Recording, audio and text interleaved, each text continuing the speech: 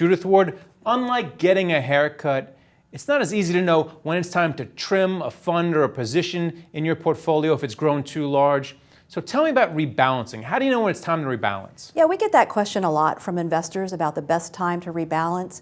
And it's counterintuitive because you're kind of selling off one of your best performing areas. And we recently did some analysis that shows that once a year is probably fine. We compared once a year rebalancing to more frequent rebalancing or not rebalancing at all. And once a year, it turned out that you got the same level of performance, but at much lower levels of risk, which is what rebalancing is all about. It's managing your risk, not necessarily trying to knock the performance out of the park. And what about setting up the allocation in the first place? Because a lot of people say 60-40 is the way to go, but then for a while we're hearing, well, you need some commodities in there as well. So talk about setting up your structure to begin with. And we look at age-based kind of portfolios. So of course, the younger you are, we think the more equities.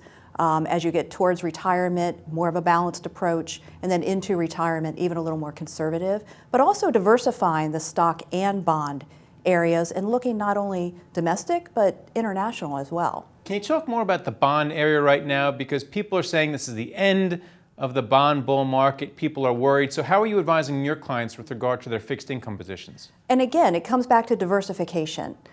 You shouldn't have everything with the U.S. in the bond market. And there are some great opportunities overseas. So definitely diversify not only your stock portfolio, but your bond portfolio as well. And yields are so low right now. It's hard to find yield. So how are you advising your clients to get yield, but not stretch for yield to increase the risk profile of their portfolio? Right, and that's a great question. And we tend to take a total return approach when we look at your entire portfolio. So it's the mix of your bond and your equities that provides a total return, not just the yield component. And it's okay if you have to dip into your portfolio to make ends meet.